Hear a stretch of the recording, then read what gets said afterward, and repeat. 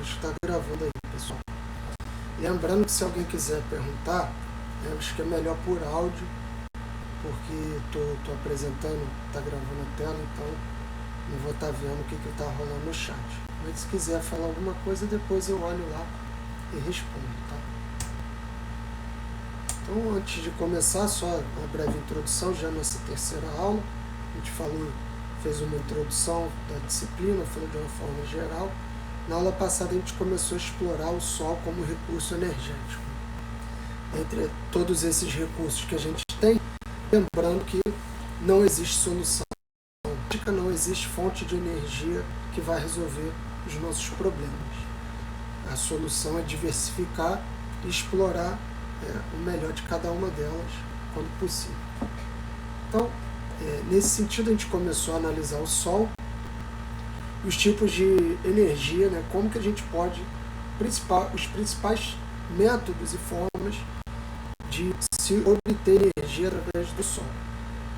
Lembrando que também o objetivo é obter energia na forma elétrica. Energia pode aparecer de um monte de tipos de forma, energia química, pode ser energia mecânica de movimento, potencial, pode ser energia de outras formas, e no objetivo que a humanidade vem caminhando hoje, é obter energia elétrica. Então toda essa disciplina vai ser nesse sentido de aproveitar recursos para converter em energia elétrica, com alguns detalhes às vezes, né? Por exemplo, o hidrogênio você usa mais para o motor, que pode ser elétrico, pode ser de combustão, mas enfim. Vamos lá. Então, na aula passada a gente falou de energia solar térmica ou heliotérmica, né? O termo mais correto assim de dizer. Nessa aula a gente vai falar de energia fotovoltaica. Se vocês lembram, a diferença é que na heliotérmica da aula passada a gente usava a luz do sol para aquecer a água ou o fluido e com isso fazer uma turbina girar e o conversor lá e transformar essa energia mecânica de rotação da turbina, primeiro de pressão do vapor da água, né? Depois em rotação da turbina e finalmente energia elétrica, completando esse ciclo. Esse processo agora que a gente vai ver nessa aula de falar fotovoltaica, ele é um processo mais direto. Ele não envolve esses componentes, então ele é considerado um processo mais simples, mais prático, podemos dizer assim, mais limpo até, não no sentido de ser uma energia limpa, porque ambas são, mas no sentido da montagem e de tudo. Você vê que você precisa você tem gerações muito menores, né, essa possibilidade. E é um recurso também interessante porque ele permite a geração distribuída, a geração local. Então você pode instalar assim, em telhados, então permite prover energia para residências.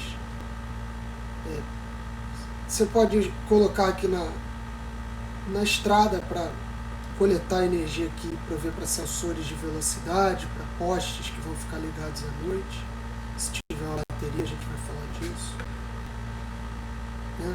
E você pode também fazer em grandes instalações, como aqui a gente vê uma foto, instalações em massa, para converter, aproveitar essa energia do sol e alimentar uma cidade. Então você tem a geração de pequena escala, local, e a distribuída e a geração intensificada aí num ponto específico que vai ser transmitida para outros pontos da cidade. Isso aqui, você repara que requer uma área, né? Não dá para fazer isso no centro urbano, enquanto que isso aqui já é mais simples. É claro que o que vai estar envolvido hoje é o painel fotovoltaico aqui, célula, módulo, que a gente vai ver a diferença disso. Na aula passada a gente falou isso aí. O Sol é considerado um recurso extenso e infinito, dado o tempo que ele vai ficar emitindo energia para a gente. E a gente pode considerar que a energia que chega na Terra em um dia é muito mais do que a gente precisa para o ano inteiro. O problema é que não tem como captar essa energia inteira, mesmo que a gente transformasse a Terra num povoado de painéis solares, a gente não captaria essa energia toda, também não faria sentido, mas enfim. E na aula passada a gente viu isso aqui, o que eu acabei de falar, né? Girar uma turbina ou utilizar água quente. Nessa aula a gente tem essa vantagem de obter diretamente energia elétrica através do efeito fotovoltaico. Tudo bem? É o efeito que acontece ali no interior das placas. A gente vai falar dele nos próximos slides. Então não requer tantos equipamentos, não requer tanta engenharia do ponto de vista prático. Lembrando da radiação, então a gente tem 3 tipos aqui, a direta, a difusa e o albedo. Lembrando que a direta é a que incide sem desvio. A difusa, a gente falou na aula passada, é que sofre um desvio por partículas, poeira, camadas que ficam sobre o ar. O albedo é a que chega refletida através de outros objetos, como árvores, prédios, o próprio chão. Mas para a energia solar, tanto térmica quanto fotovoltaica, a gente vai utilizar a global, que é considerada só a radiação mais a difusa. Então, esses 2 primeiros aí. Lembrando aí o mapa da radiação direta normal aí, ó, no planeta, as zonas onde isso tem mais incidência. No entanto, a gente vai ver o porquê nessa aula, não confundir com a da aula passada, porque diretamente a gente pode pegar, então já que aqui tem muita radiação, por que a gente não coloca aqui a solar fotovoltaica e extrai? Né? Tem a ver com a temperatura também. Então quando a temperatura aumenta, você tem uma queda da conversão de energia, da eficiência, da capacidade do painel converter, inclusive chegando a falha aí do painel, derretimento, dependendo se você, nesses países que chega a temperatura muito alta, você pode ter algum componente ali que não vai segurar, alguma solda eletrônica que pode se desfazer se não estiver bem isolada, se não estiver bem feito. Né? Mais umas ilustrações para contextualizar, então a gente pode colocar em ponto de ônibus. Você vê que hoje em dia tudo está ganhando esse termo inteligente, smart, então a gente consegue monitorar e atuar todos os centros, os locais. Você pode ter aqui um medidor de ruído ou de temperatura, né, não é o caso, mas poderia colocar um medidor de temperatura, umidade, para monitorar o ambiente. Ele está associado aqui, alimentado por uma placa solar. Ponto de ônibus, né? Então, se em países onde o ponto de ônibus informa, já tem até uma tela mostrando onde que o ônibus está e quanto tempo que falta para chegar, qual vai ser o outro ponto. Barcos solares, como é o caso, acho que a equipe aí do IFE foi campeã, né? Se tiver alguém aí na sala que foi campeão, acho que eu vi quarta-feira lá. A equipe do IFE tem um barco autônomo, solar, parece, que foi campeão de uma competição esse fim de semana. Passou, então bem bacana, parabéns aí para a equipe. Você pode ter barcos híbridos, já melhora bastante o consumo, ainda mais agora do combustível, no valor que está.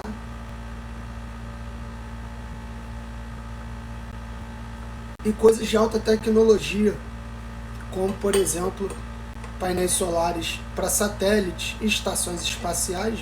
É um dos poucos tipos de energia que eles conseguem obter nessas condições. Então isso é fundamental para o desenvolvimento, né, dessa área. E os que eles chamam de solar power plant, solar farm, né, plantas solares gigantes, essa aqui na Califórnia, onde você vê aí a quantidade de painéis e o tamanho que isso pode chegar. Então os sistemas fotovoltaicos eles operam basicamente assim. O sistema tem aí, ele pode ser conectado a uma rede ou trabalhar, né, isolado, de forma isolada. Qual é a diferença? Conectado à rede é aquele que está conectado à rede elétrica da cidade, da residência e tudo mais. Então, qual é a vantagem? A vantagem é que você consegue produzir energia durante o dia, mais do que você consome, porque durante o dia, né, em épocas fora de lockdown e pandemia, o pessoal está fora de casa, o consumo de energia cai. E você está jogando energia para a rede.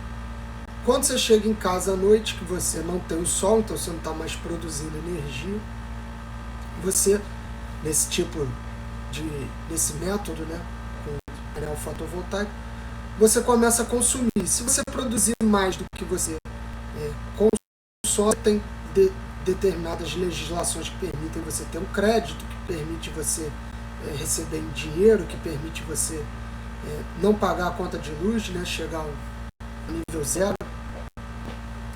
E você tem os sistemas isolados. Esses sistemas isolados, a desvantagem é que você necessita de um sistema de armazenamento de energia para poder trabalhar à noite. Já que você não tem o sol durante o dia, vai precisar consumir energia à noite. Você não está conectado à rede, você precisa de uma bateria, de um banco de baterias. A única opção deles são sistemas autônomos, com baterias ou sem baterias. Lembrando que sem bateria você só trabalha durante o dia. Então, se você tem um barquinho como esse aqui, para transportar pessoas que o objetivo não é ficar transportando durante o dia, durante a noite, só fazer um passeio, você talvez não precise associar um banco de baterias, uma só ali, se dá um problema, uma pane já está bom.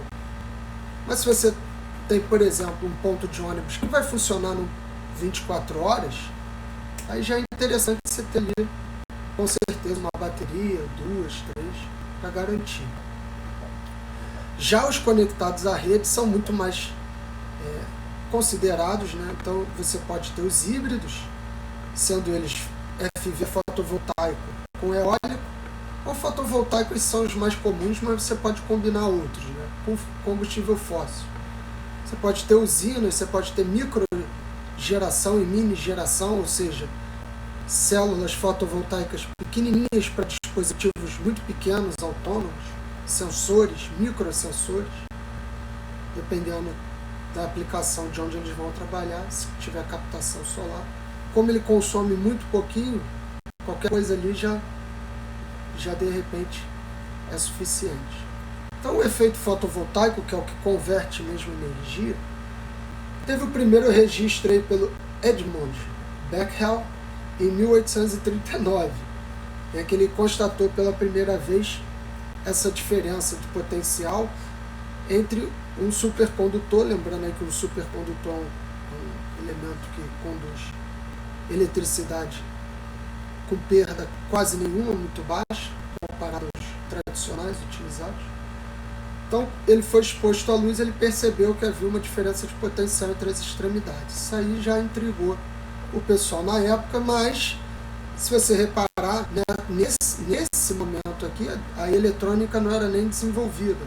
Você não tinha indústrias e usinas elétricas e eletricidade abundante na casa de todo mundo, então, ou talvez de quase ninguém. Então, não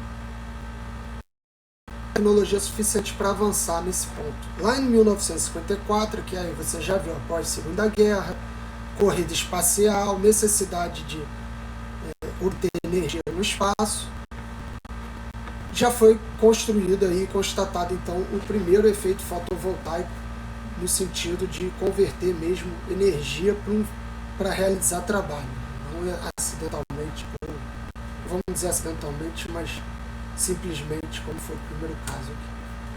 Não confundir com o efeito fotoelétrico, tá? O efeito fotoelétrico foi o Einstein, publicou o artigo aqui em 1905, você reparar a data, que mostra o que o vídeo tá passando.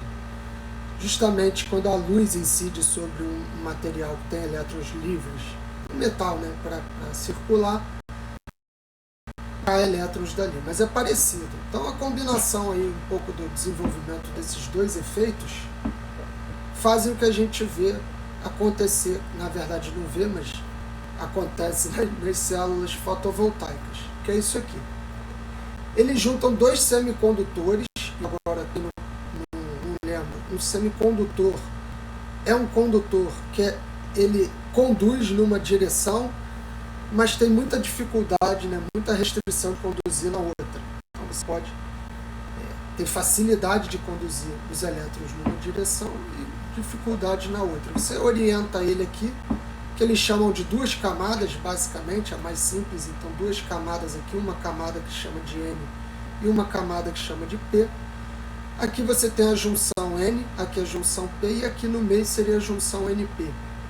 Então, conforme a irradiação solar incide, promove o movimento de elétrons numa direção específica, e justamente pela diferença de potencial entre essas duas camadas, formando um potencial positivo de um lado e negativo do outro, você vê que aqui as cargas negativas vão correr para cá e as positivas vão correr para cá.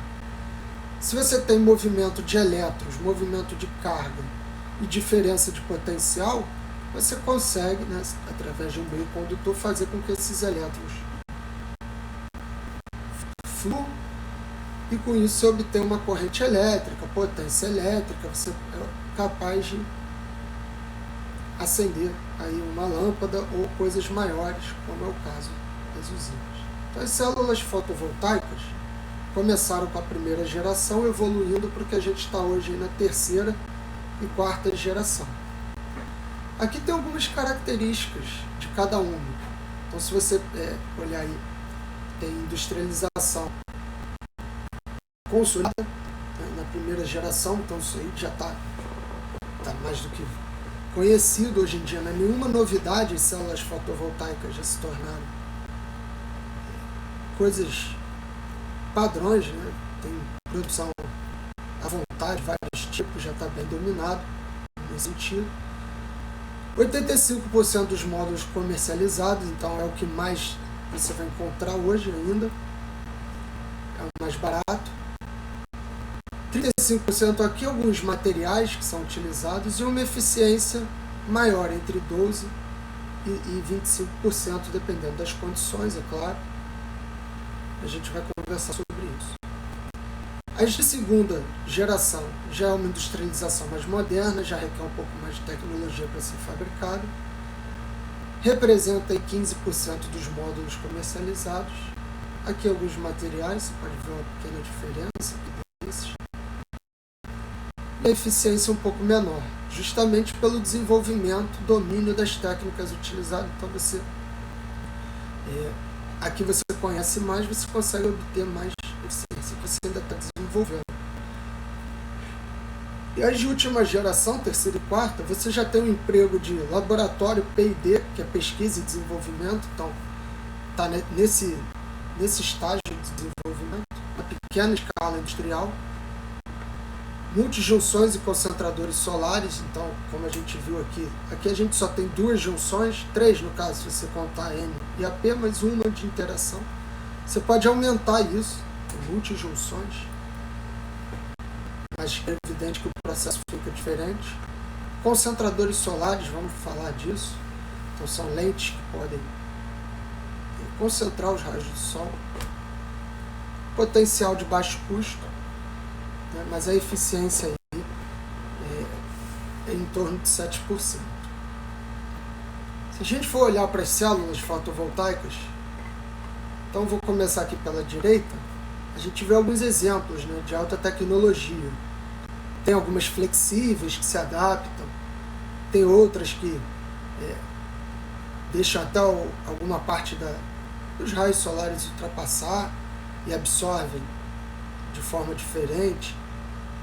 A gente pode ver, mas a padrão mais conhecida é o painel simples, né, composto de várias células, que é formado pelo que a gente está vendo aqui. E aqui seria de multijunção, já quando você tem várias camadas. Mas a tradicional, a básica, é essa que a gente está vendo aqui.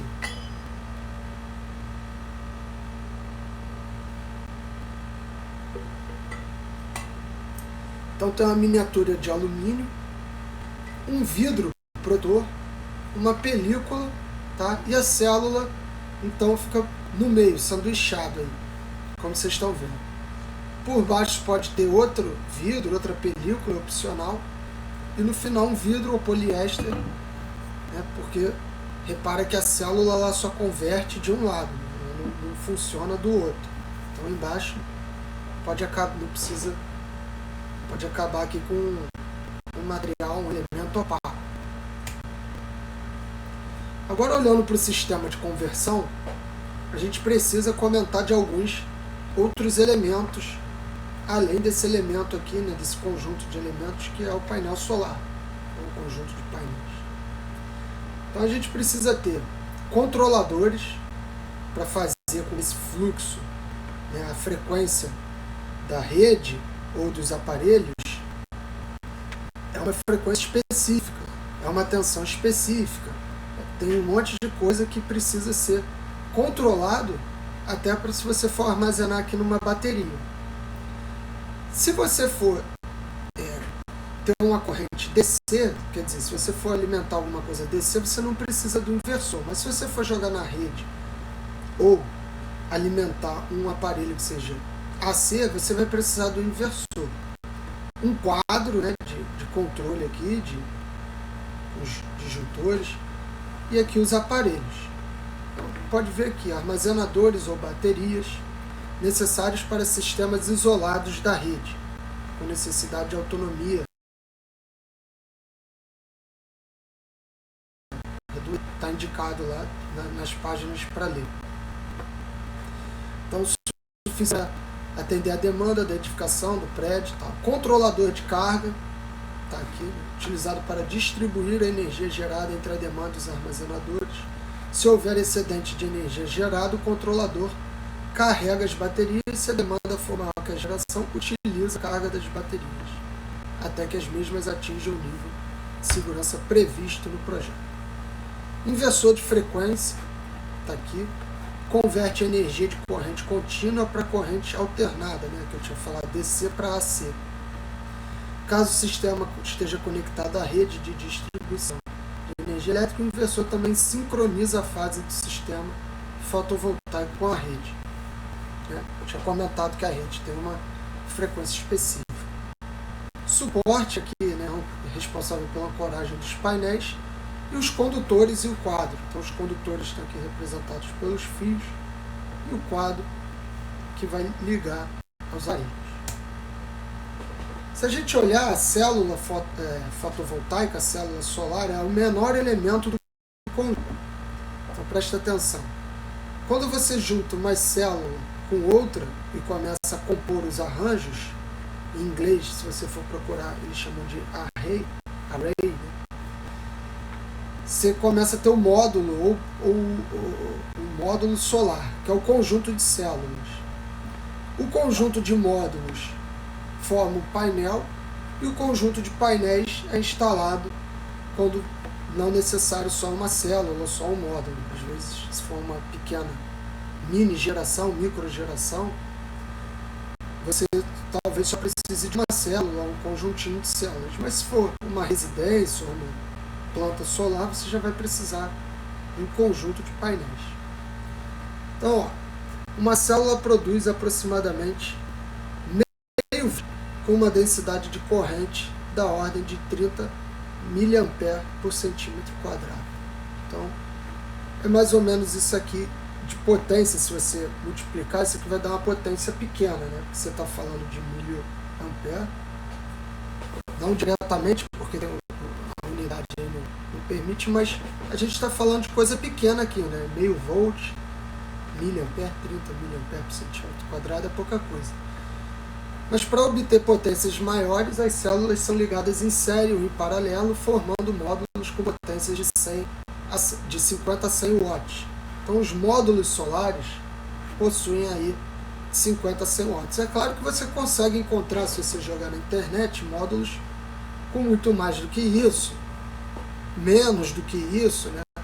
Mas esses aí que eu estou mostrando são os mais utilizados, os mais comuns. Então está dentro dessa faixa aqui, talvez 110, 120, mas não quer dizer que só existe esses aqui.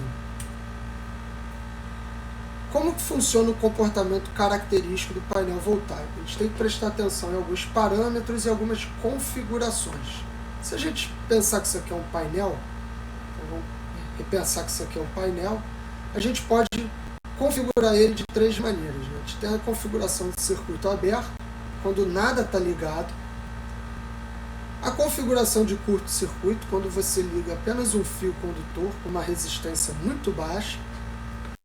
Ou a configuração, que é a que nos interessa, de carga conectada, ou seja, quando você liga aqui um equipamento que vai desempenhar um trabalho elétrico, vai consumir alguma potência. Então, se a gente tiver um lado positivo e um lado negativo do painel, quando a gente está nessa configuração de circuito aberto, a gente tem uma tensão que é chamada de tensão de circuito aberto, a corrente é igual a zero, a potência é igual a zero, porque você não consegue fazer os elétrons fluir por aqui. Você consegue até fazer o Sol incidir por aqui e ter uma diferença de potencial. Então, essa é a diferença de potencial de circuito aberto. Mas não vai conseguir fazer os elétrons fluir. Para isso acontecer, você precisa de um meio condutor. Se você liga um fio direto, aí a diferença de potencial vai a zero, porque os elétrons fluem e você não tem mais a diferença de potencial. A diferença de potencial aí é zero. No entanto, você tem a máxima corrente, que a gente chama de corrente de curto-circuito. E a potência é zero porque não tem trabalho sendo consumido aqui, não tem potência elétrica sendo consumida aqui. Tá tranquilo? Quando você passa para a configuração que é a que interessa, você liga um aparelho aqui, aí sim você tem a diferença de potencial causada pela incidência dos raios solares. Você tem a corrente, que é menor do que a corrente de curto-circuito, e você tem aí a carga consumindo, então, gerando uma potência que a gente tem várias expressões para potência, a gente pode considerar aqui VI. Aqui algumas curiosidades, tá? Só para lembrar que quando você olhar uma informação no selo, em alguma datasheet, provavelmente ele vai estar falando das condições padrão STC, né? Standard Test Condition. Então, quando você está nessas condições aqui, está dizendo uma radiação de 1000 watts por metro quadrado. É claro que isso vai variar. Então, você tem diversos lugares no globo, diversas condições solares, diversas condições de incidência ali. Uma massa de ar de 1,5 está relacionada à altura. Pode colocar um painel no topo do Everest ou embaixo do oceano, né? Não que seja eficiente, mas tem que padronizar isso aqui. E uma temperatura, que é um fator importantíssimo, aí, de 25 graus Celsius. Então, quando você está nessas condições, você consegue padronizar aí e gerar algumas informações que são fundamentais. A curva de corrente, essa é a curva de corrente característica de um painel fotovoltaico. Então você tem a corrente de curto-circuito, que você não vai ligar, não vai produzir um curto-circuito, não é o interessante, mas ela funciona mais ou menos assim. A gente viu, se você só tiver um fio condutor com pouca dissipação, seria a máxima corrente. Conforme a tensão vai aumentando, ou seja, você vai aumentando a energia ali disponível, a diferença de potencial, ela vai diminuindo de acordo com esse aumento, justamente com o aumento de temperatura e a resistência de fluir a corrente, até um determinado ponto, mas essa diminuição, essa queda é muito pouco acentuada, né? Ela é quase constante aqui. A partir desse ponto, que aí sim é um ponto quando você aplica uma carga, uma resistência, que faz essa corrente diminuir com o aumento da tensão, chegando até aqui a tensão máxima, que é de circuito aberto. Reparar que aqui a potência seria igual a zero, né? Agora, se a gente comparar isso com a curva de potência, repara que a gente sobrepôs agora a curva de potência, tá? Com a curva de corrente em função da tensão. A curva de potência tem essa característica, então conforme você vai aumentando, você aumenta aqui a tensão, sem mudar muito a corrente, né, variando linearmente aqui a corrente quase nada, você tem um aumento linear, quase linear aqui da potência, uma pequena inclinação aqui, chegando ao ponto máximo de máxima potência desempenhado pelo painel. Esse ponto aqui é fundamental para conversão. Se você fora desse ponto, você pode ter uma queda, né, da potência convertida, e é evidente que você não vai estar trabalhando da melhor maneira possível. Então os projetos têm que levar em consideração isso aqui. A partir daqui começa a cair consideravelmente a tensão. Como a potência é a tensão vezes a corrente, começa a cair a corrente com um aumento de tensão. Então, como a potência é a tensão vezes a corrente, essa queda aqui é muito acentuada, você tem a queda da potência. Isso faz sentido, né? Porque senão você aumentaria para sempre a tensão e a corrente, ficaria ali aumentando, e não terminaria de ter uma potência gerada nunca. Isso aqui é evidente que uma hora você vai ter decomposição. Se você aumentar indefinidamente, você vai começar a ter problemas de derretimento, né, de tudo, decomposição dos componentes, desmontagem, enfim. Muita energia, você imagina. Então, a potência uma hora teria realmente que começar a cair. Dois fatores que são fundamentais são a influência da radiação. Então, se você está no meio-dia, se você está às 6 horas da manhã, se você está no Polo Norte, se você está no Equador, se você está num dia nublado, se você está num dia ensolarado, que a gente pode ver aqui. Então, se a gente comparar aqui 4 curvas para 4 tipos de intensidade de radiação, sendo a primeira aqui na STC, né, Standard Test Condition, de 1000 watts por metro quadrado, conforme vai diminuindo, você diminui o ponto que ela começa aqui, se a tensão for pouca, né, óbvio. Conforme a tensão aumenta, você tem aquela queda que a gente viu da corrente, só que essa queda ela já sai de um ponto menor, se for menor a intensidade da radiação, convergindo aqui sempre para a tensão de circuito aberto, que é a máxima.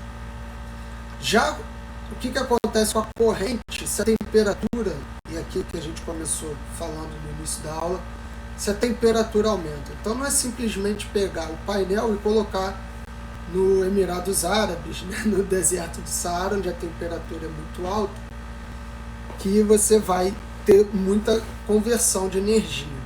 Se a temperatura aumenta, a célula vai perdendo a capacidade de converter, a corrente produzida vai diminuindo. Então, se a gente olhar aqui para a curva preta, ela mostra, né, para a temperatura de 15 graus, ou seja, baixa temperatura, porque a gente tem aqui no Rio de Janeiro, é um friozinho considerável. Então, teria aqui, começaria daqui, esse ponto pouco varia, ponto de início, no entanto, a queda aqui ela é muito mais acentuada se você está numa temperatura elevada como 45 graus, que é possível de atingir no Rio de Janeiro, não é nenhum absurdo, dependendo você vê o negócio ali, o asfalto quanto é que não chega. Então, o painel ali voltado para o sol meio-dia no verão, tranquilamente pode chegar a isso aí. Não é interessante. Então é interessante que você faça até o projeto tem que levar em consideração isso daí.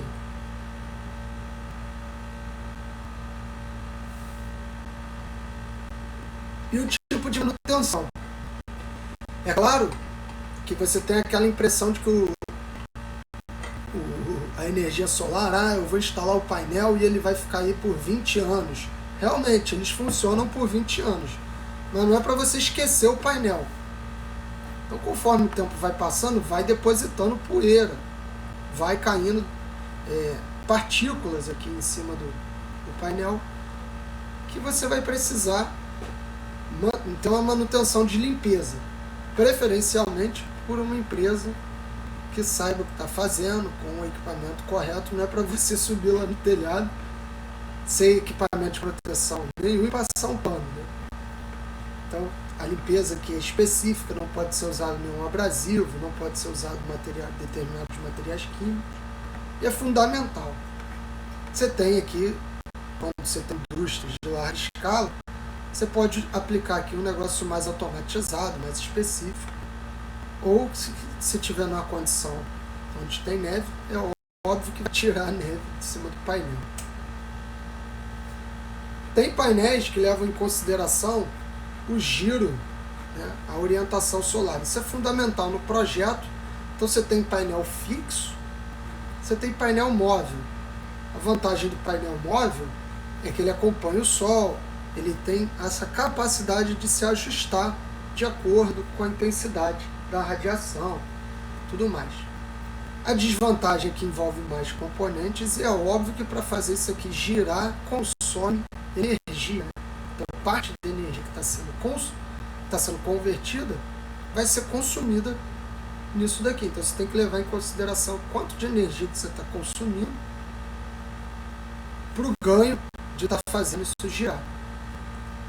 E é claro que quando você imagina isso daqui, lá bonitinho, né? Só que as condições variam. Então tem tempestade, tem ventos, dependendo do local, vento de alta velocidade. Isso tudo aqui vai ter que ser levado em consideração nesse sistema aqui de controle do painel. Quando o painel é fixo, é mais fácil, né? Você fixa ele ali, projeta para não ser na direção onde tem mais incidência de vento, de preferência, mas claro que o que vai ser mais relevante não é isso. O que vai ser mais relevante é a posição do Sol e a latitude e longitude que você está no globo. Então você não pode colocar o painel, né? Você poderia pensar assim, a hora que eu tenho mais Sol é meio-dia, que o Sol a pino, e a melhor configuração para o painel seria ele, né, deitado no chão. Assim seria a forma que ele melhor converteria. Mas aí ele estaria muito restrito a esse horário de meio-dia, né? Repara que se ele está voltado para cima, ele só vai captar nesse momento de meio-dia. Quando que se você inclina ele tem maior capacidade de captação. É o caso dos telhados e tal. Então você pode colocar ele também virado para o leste. Seria uma boa opção, né? Já que o Sol nasce dali. Ou para o oeste, já que é a hora que eu estou chegando em casa, então, mas ele já está mais fraco, né? Só que isso não é interessante. É interessante você colocar ele voltado para o norte ou para o sul, dependendo do hemisfério, para que ele consiga captar energia durante todo esse percurso ao longo do dia. Mas repara que ao longo do ano vai mudando também, né, essa elipse aqui que o Sol desempenha ao longo da Terra. Então também vai mudando essa direção aqui de giro que o Sol desempenha, que a Terra desempenha ao longo do Sol. Mas olhando aqui do ponto de vista da Terra, o Sol que está girando, né? Então isso tudo tem que ser levado em consideração junto com a inclinação do painel, que vai ser de acordo com a latitude e longitude que você está. Tem também o fator de horas de sol pleno, ou seja, o número de horas por dia que a radiação equivale a uma radiação constante.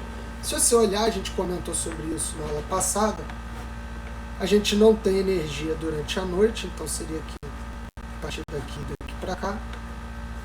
No meio aqui, a partir das 6, 7 da manhã, começa a ter radiação solar chegando, até que umas 6 horas da tarde, 7, acaba. Então, diferentes meses, né, produzem diferentes radiações, evidente, mas a gente pode ver que o perfil é esse aqui, né? Então a gente tem esse perfil aqui. E a gente poderia pegar a área dessa curva, a área embaixo dessa curva aqui azul. Só que ela vai ter um valor. E a gente pode converter esse valor num retângulo e normalizar ele por esse padrão aqui de 1000, que é a Standard Test Condition de 1000 watts por metro quadrado. Então, qual seria a altura, né, desse, ou melhor, a base aqui numa altura de 1000 watts por metro quadrado da área de um retângulo igual à área dessa curva aqui azul. Então, isso daí seria as horas de sol pleno. Repara que a curva, você tem sol de 7 às 6, por exemplo, e se você reduzir isso para um retângulo, você teria, por exemplo, de 11 às 2 aqui. Seria como se você tivesse aqui 1, 2, 3 horas de sol pleno. E isso também é levado em consideração na hora de fazer o projeto, as contas, tem a estimativa do que está sendo produzido. O fator de forma é utilizado, expressa o quanto a curva característica se aproxima de um retângulo. Então, essa curva aqui, como a gente viu, ela pode ter formas, né, quando a gente vai ver na realidade, isso aqui é um modelo ideal. Isso aqui, na realidade, ela pode ter formas quebradas aqui, né? Vai ter, na verdade. Então, a gente precisa ter o fator de forma para ver o quanto que ela se aproxima de um retângulo. Esse fator de forma, quanto mais próximo de 1, melhor a qualidade da célula ali que está captando a energia.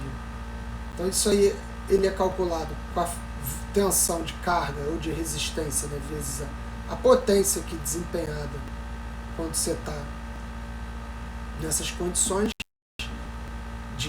com o equipamento carregado, dividido pela corrente máxima vezes a tensão máxima, sendo que a corrente máxima é de curto-circuito e a tensão máxima é de circuito aberto. E a eficiência do módulo nada mais é do que a energia que chega pela energia que ele converte. Então isso aí vai ser a eficiência do módulo, vai ser a radiação incidente, seria o S vezes a área do painel, dividido pela potência que ele desempenha. Então essa daqui seria a área do painel vezes a radiação incidente, é a energia que chega. E a tensão vezes a corrente que ele vai produzir ali com um certo equipamento conectado, é exatamente a potência que ele converte. Tá? Concentradores solares, a gente falou, então pode ser utilizado. Isso aqui, repara que isso vai encarecer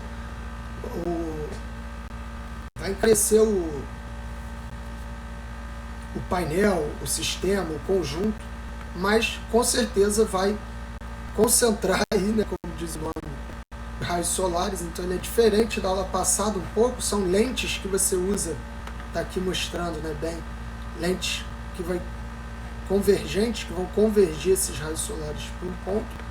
A vantagem é que a célula pode ser bem menor, então já é diferente daquela padrão, não é que a gente está acostumado, que é um retângulo assim, né? Ela já é menorzinha, porque todos os pontos vão convergir para ali. Então requer uma tecnologia um pouco diferente, um pouco mais avançada, menos desenvolvida consequentemente.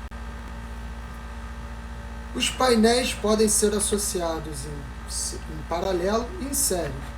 Então, você pode pegar os painéis e associar eles em paralelos, como está mostrado aqui, ou em série, como está mostrado aqui. Lembrando que não confundir essa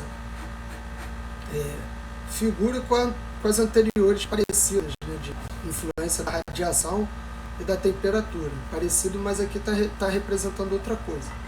Na associação em paralelo, repara que os painéis, se a gente olhasse só dois aqui na curva, está mostrando só dois, eles têm correntes diferentes, né? E eles convergem para a mesma tensão. É justamente o conceito de paralelo, associação em paralelo.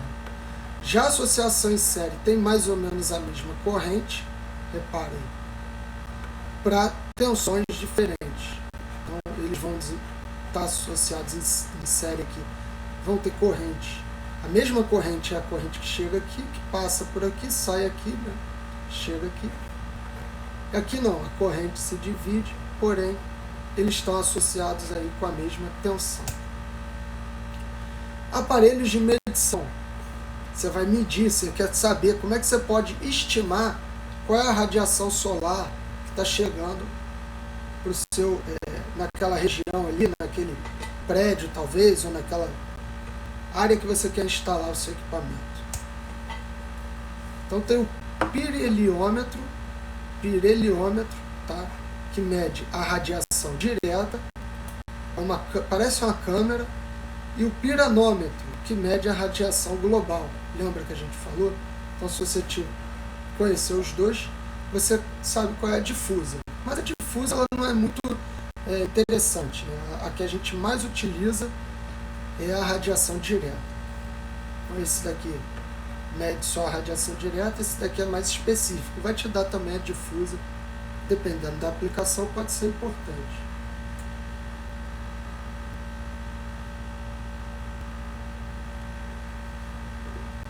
Então a gente tinha comentado que o painel solar, né, ele produz uma corrente contínua, não esqueci disso, então talvez você consiga alimentar a bateria, alguns transdutores, consiga aí ligar a lâmpada. Mas se você quiser ligar na rede, ligar um motor, ligar alguma coisa que vai requisitar aí uma corrente alternada, então você vai precisar de um inversor. Está aqui representado, né? E aí o diagrama dá para ver. Acho que aqui representa a rede e aqui um equipamento com corrente alternada.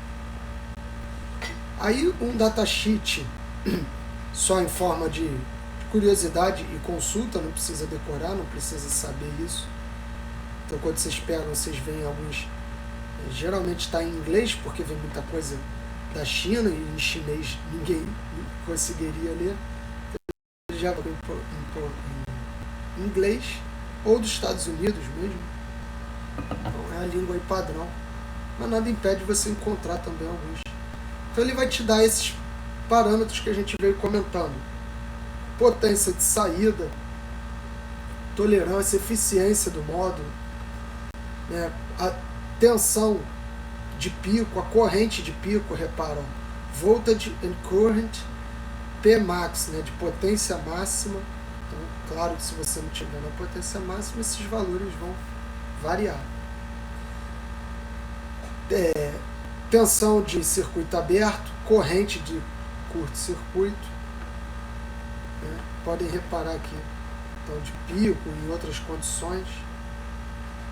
E o livro dá um pouco do dimensionamento. Ele passa lá um exercício.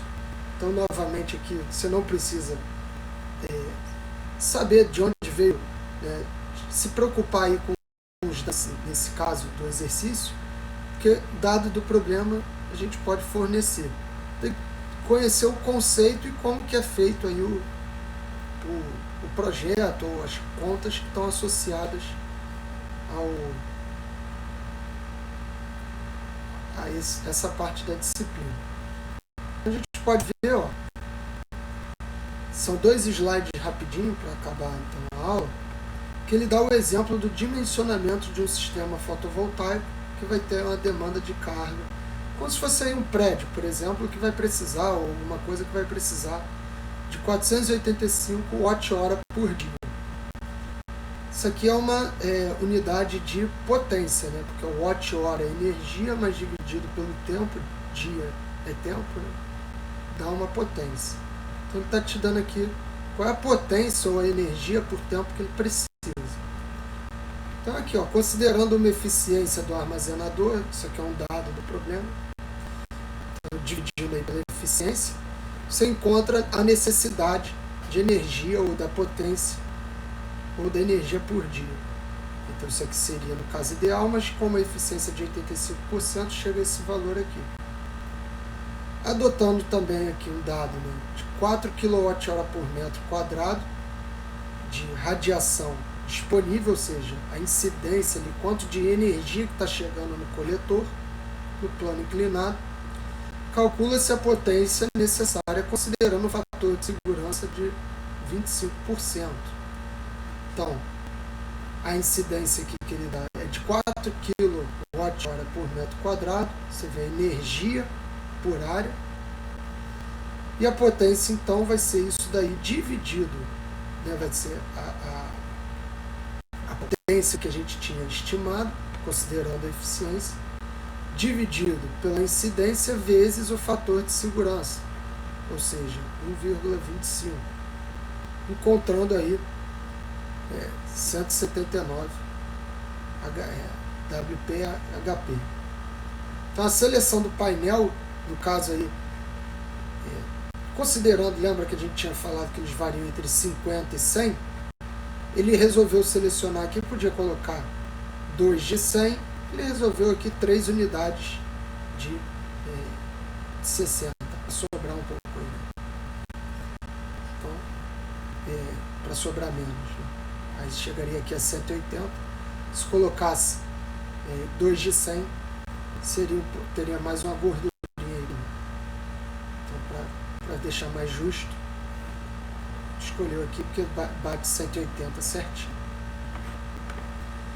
Calcula-se a carga das baterias, então CB é a carga das baterias, a partir da definição limite máximo do armazenador em 50%, autonomia do sistema de 2 dias. Então ele quer ter uma autonomia de 2 dias, considerando aí que não baixe, que só consuma até 50%, você tem ali mais 50% sobrando. Então é isso que ele faz, ele pega a energia que você vai precisar, multiplica por 2, né, porque é por dia aqui, ó, por dia, multiplica por 2 e divide por 0,5, que é para ter o dobro, né, já que você não quer que não baixe de 50%, encontra 2.284 watts. Então adota a tensão de alimentação de 24 volts de corrente contínua, mais um dado aqui, a ser compatível com o controlador de carga das baterias. Então, se você tiver isso daqui, você vai achar 96 ampere-hora. E aí selecionaria a bateria de acordo com também os dados, né? Então, ele tem aí a capacidade da bateria de 100 ampere-hora, é uma bateria comum de 12 volts, né, para atender essa demanda. Só que como você precisa de 24 volts, então ele vai precisar de 2 baterias. Então, uma bateria já supriria a demanda de corrente, mas não a demanda de tensão. Por isso você precisaria de 2. Então ele mostra, aqui seriam os 3 painéis, cada um de 60, né, que a gente tinha visto, e as 2 baterias aqui de 12. Beleza? Alguém quer perguntar alguma coisa? Fica à vontade, acho que eu falei bastante, né? Agora eu estou vendo aqui o chat, então. Falaram aí da Solar Track. Pode falar, Gabriel.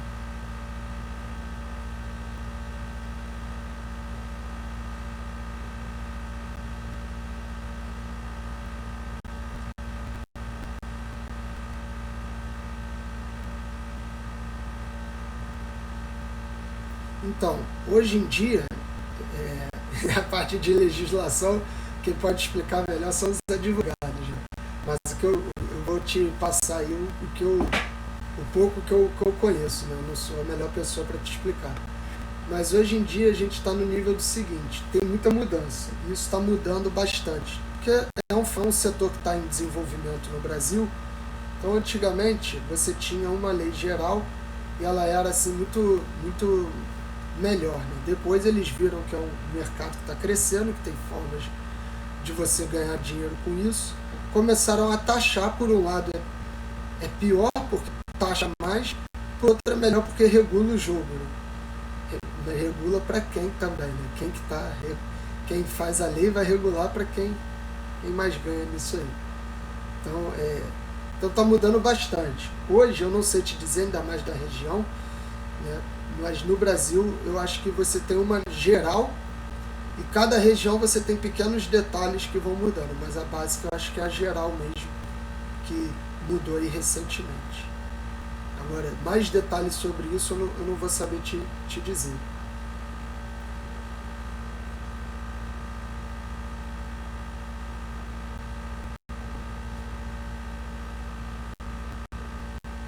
Então, dentro foi isso aí que o Luca falou, né? A Enel tem suas regras que não excedem a nacional.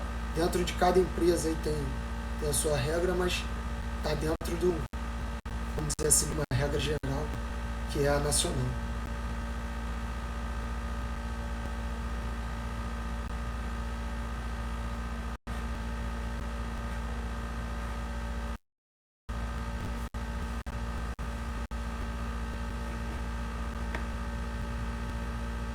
Mais alguém quer perguntar alguma coisa?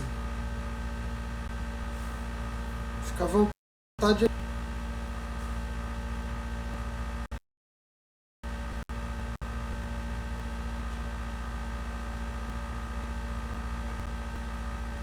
Então, pessoal, eu vou disponibilizar mais material lá no Moodle e vou colocar os slides. Tá? Vocês acompanhem lá. Fiquem bem aí. Bom fim de semana para quem não tem mais aula hoje. Né? Valeu. Um abraço aí. Tchau, tchau.